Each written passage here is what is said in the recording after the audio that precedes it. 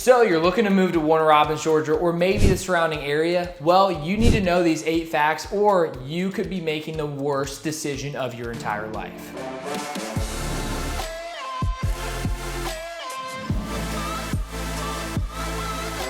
And the first one is gonna be, it's not for big city seekers, because at the end of the day, as of 2023, we have about 83,000 people living over here in Warner Robins, Georgia. So it's not a metropolitan area like Atlanta. You're not gonna have nightlife. You're not gonna have the hustle and bustle of a big city.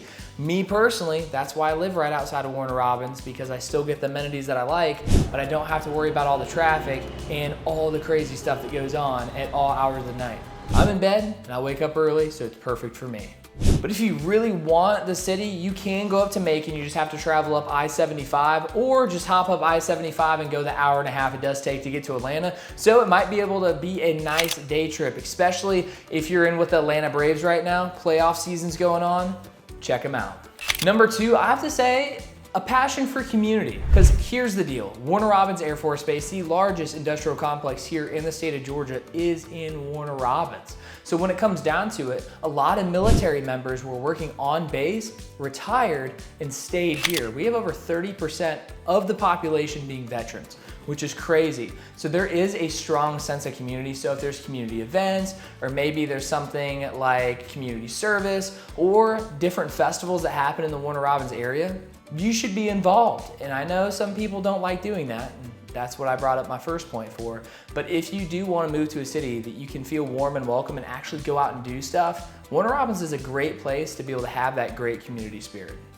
Number 3, football fever, okay? Northside High School and Warner Robins High School have a huge rivalry when it comes down to it. Both usually are in the state playoffs. Every Friday night, it gets crazy. Also, if you're not really into football, don't even move to Georgia in the first place, okay? Go Dogs. Are they gonna three-peat?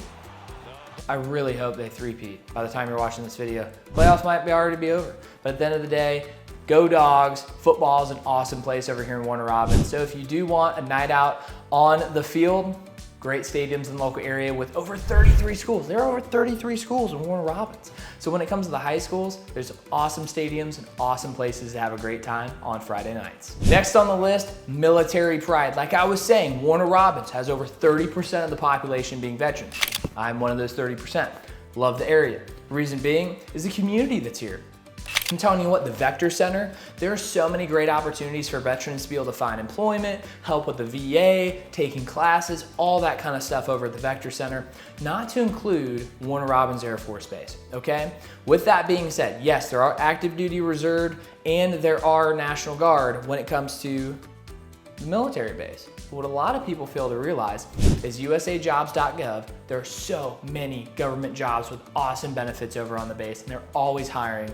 But another one, number 2, when you slip in there, is contractor jobs. You can get really, really good paying jobs if you are ex-military or if you just put your resume in to be able to work on the largest industrial complex here in the state of Georgia, which is Warner Robins Air Force Base. With all the military that's included, both active duty reserve, guard, and veterans, guess what? Lots of community here for us veterans. Next on the list, number 5 has to be Southern hospitality is a thing. Okay, I don't know if you're coming here from somewhere outside of Georgia like I did. I grew up in Ohio before I joined the military, got sent over to Fort Benning, now called Fort Moore over in Columbus, met my beautiful wife, now I live here in Middle Georgia, okay? But I remember growing up and I would say the word sir or ma'am and people would get mad at me. I'd hold the door open for somebody and they'd say, I can do it myself, why are you holding the door? Super weird, okay? That is not a thing down here. Sir or ma'am is definitely in effect, and it's not weird for somebody to call you baby, honey, or sweetheart at the cash register, okay? Something I had to get used to. When it comes down to it, it's an awesome sense of community. And one of my favorite things, I live in Byron, which just touches Warner Robins on the western side.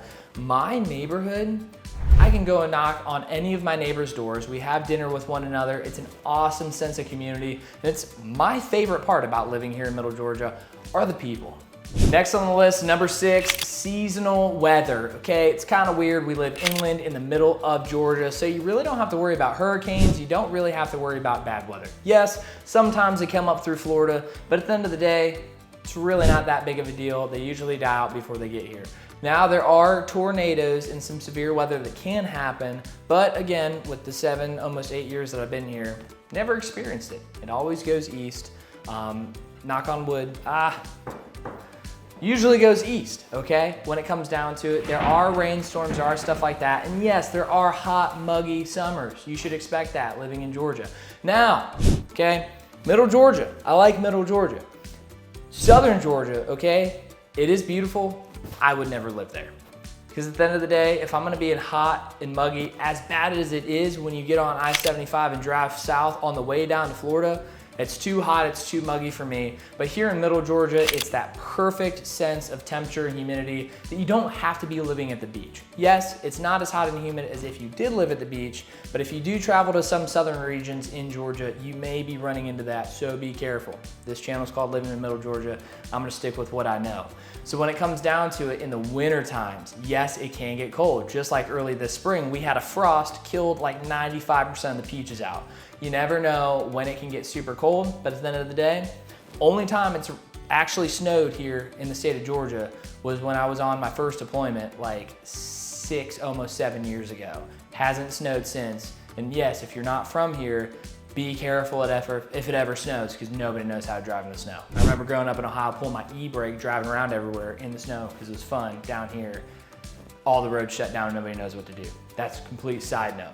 But at the end of the day, weather can be an issue if it is hot for you and you do have some breathing troubles in the summertime, but it is awesome in the spring, fall, and winter. My favorite months, specifically fall, because it is in the 70s and it feels so good. Number 7 on the list is that Warner Robins is growing, but it's not really growing at that fast of a rate. And what I mean by that is if you like the hustle and bustle of the city and new things popping up left and right, like let's put this into context. We're about to get a Jim and Nick's, my favorite barbecue restaurant, and I usually have to drive all the way up to Atlanta to get one, okay? That's like the nightlife entertainment that I'm trying to chase, and they're finally bringing one here, and I'm super excited.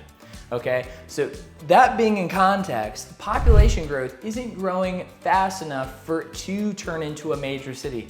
Maybe a couple of decades down the road, it will turn into something that may look a little bit like Macon, but it's not there yet. And their goal is 40,000 houses over the next 10 years within the county that Warner Robins is in. So you got Warner Robins, Centerville, Bonaire, Kathleen, Perry, Byron's over in Peach County, but Housing County as a whole. They're trying to get another 40,000 homes. And if you don't know a lot about the housing market, even after 40,000 homes, it's still not gonna be enough for buyer demand.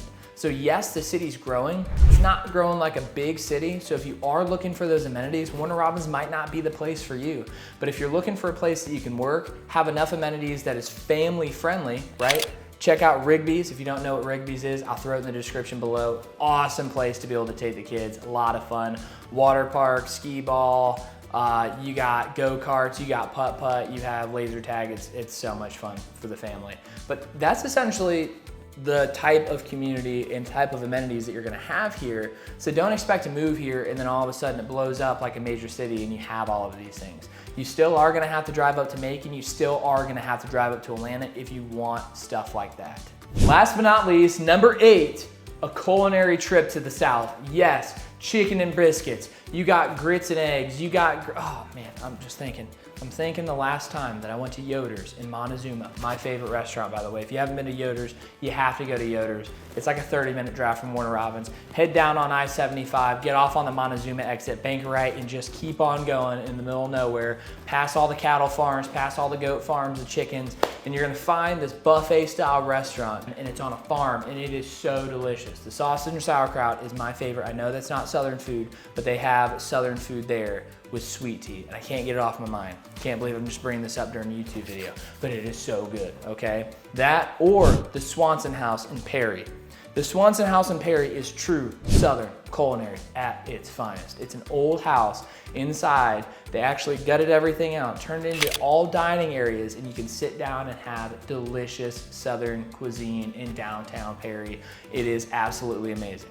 So at the end of the day, it is a culinary stop for the South, and everywhere that you turn, you're going to be able to have amazing Southern food. And again, when Jim and Nick's comes here, you gotta go to Jim and Nick's, but don't go there when I go there because I don't want it to get overpopulated. It is my favorite place in the world, and I cannot wait for it to come here.